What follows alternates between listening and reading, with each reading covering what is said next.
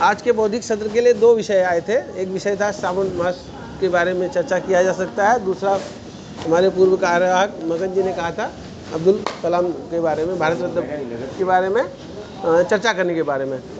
तो हाँ, तो हम लोग कलाम जी वाला चर्चा अगले सत्र में करेंगे। अभी चूँकि श्रावण जो है एकदम मध्य में है, तो हम लोग श्रावण की चर्चा पहले कर लेते हैं। श्रावण के बारे में जानकारी हम लोग जो है कर लेते हैं। तो आज के बौद्धिक सत्र में हम लोग जो है 5 चीज़ों के प्रश्न के उत्तर हम लोग जानने का प्रयास करेंगे। उसमें सबसे पहले होगा कि आप लोग यह जानने का प्रयास करिए कि भाई सावन के महाराष्ट्र की जो संस्कृति है और जो उत्तर भारत की संस्कृति में 15 दिन का अंतर होता क्यों है। यहाँ के लोग 15 दिन बाद जो है सावन मनाते हैं। हमारा जैसे कि आपको पता होगा अपना सावन 22 जुलाई को चालू हो गया सोमवार के दिन, और इनका अभी 5 अगस्त को चालू हुआ। तो 15 दिन का अंतर क्यों है, पहले तो हम ये जानने का प्रयास करेंगे। दूसरा, हम लोग जो है श्रावण मास में श्रावण शब्द के अर्थ को जानने का प्रयास करेंगे। श्रावण शब्द का अर्थ हमको पता नहीं है, इसलिए हम लोग जो है चीज़ों को उस तरीके से समझ नहीं पाते हैं, है ना। तीसरी बात, हम लोग यह जानने का प्रयास करेंगे कि जैसे कि हम लोग सब जानते हैं कि भाई ब्रह्मा विष्णु महेश तीनों जनों को कार्य बटे हुए हैं। एक जन का कार्य है सृजन करना, एक जन का कार्य है पालन करना, एक जन का कार्य है विनाश करना। तो क्या शिव जी का कार्य विनाश करना ही है? हम इसको भी जानने का प्रयास करेंगे। अगर उनका कार्य विनाश करना है तो हम उनकी पूजा करते ही क्यों है फिर, है ना। चौथी चीज़ हम लोग ये प्रयास करेंगे कि भाई कांवड़ यात्रा होती क्यों है ना। और 5वीं चीज़ हम लोग यह जानने का प्रयास करेंगे कि श्रावण मास का महत्व क्या है। इन चारों चीज़ों के अतिरिक्त महत्व क्या है ना। तो शुरू करते हैं हम लोग। तो सबसे पहले हम पहले प्रश्न के ऊपर आते हैं। पहले प्रश्न में जैसे कि आप लोग को पता ही है 15 दिन का अंतर होता है, तो अंतर क्यों है यह जानने की हमें आवश्यकता है। तो उत्तर भारतीय संस्कृति में काल की गणना, संक्रांति के काल की गणना पूर्णिमा के हिसाब से चालू होती है। हमारा जो महीने का जो बदलाव होता है वो पूर्णिमा के हिसाब से होता है। पश्चिमी सभ्यता, पश्चिमी भारत जो महाराष्ट्र गुजरात की मैं बात कर रहा हूँ, यहाँ पे जो काल की गणना जो है वो अमावस्या के हिसाब से होती है। तो 22 जुलाई के दिन हमारे यहाँ पूर्णिमा थे, उसके एक दिन पहले जो है गुरु पूर्णिमा थे। तो गुरु पूर्णिमा के बाद में उत्तर भारतीय संस्कृति के हिसाब से पूर्णिमा के हिसाब से जो है सावन महीना चालू हो गया। चूँकि ये लोग 15 दिन बाद मनाते हैं, अमावस्या से मनाते हैं, इसलिए जो है गटारी अमावस्या के बाद दूसरे दिन सावन इनका चालू हो गया। तो 15 दिन का, हाँ 4 तारीख को था, 5 अगस्त से।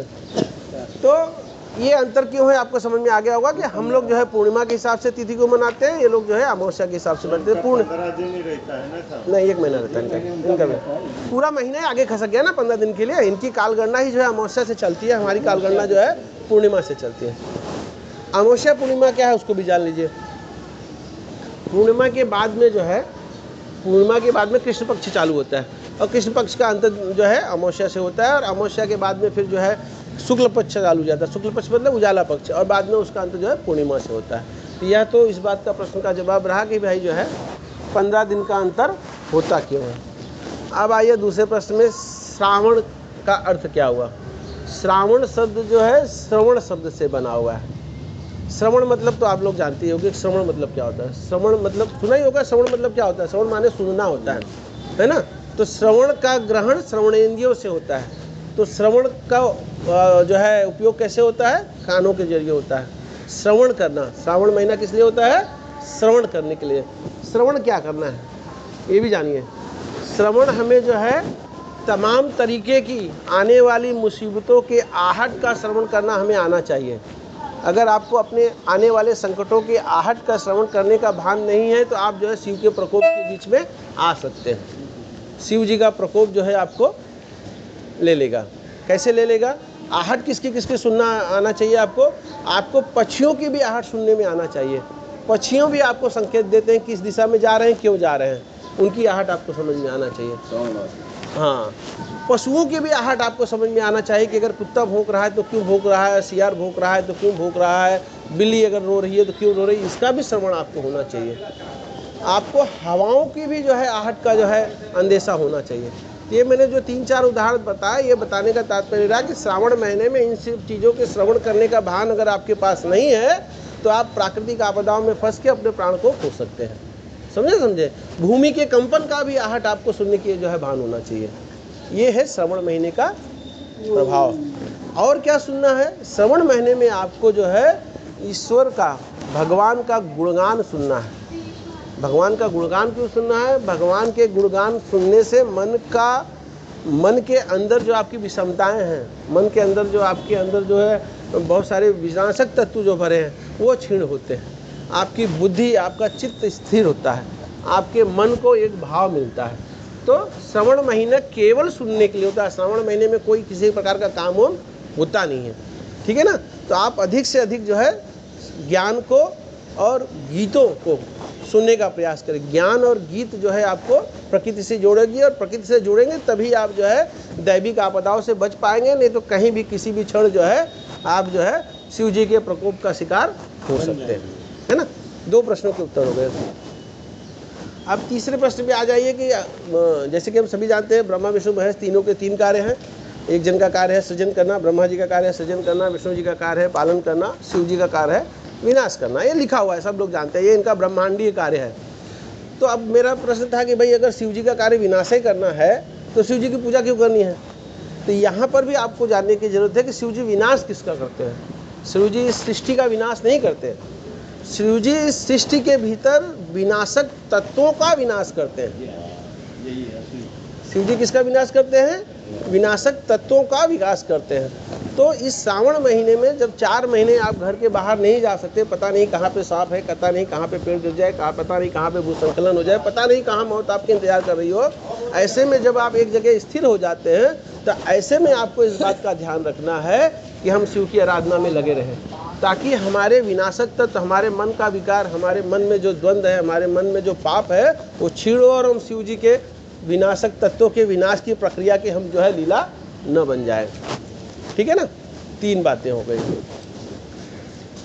चौथी बात कांवड़ यात्रा की ले लीजिए। कांवड़ यात्रा क्या होता है? छोटे तौर पे आप लोग जानते ही हैं कि कांवड़ यात्रा में हम लोग जो है गंगा नदी से गंगा का पानी लेते हैं और शिव जी को चढ़ाते हैं।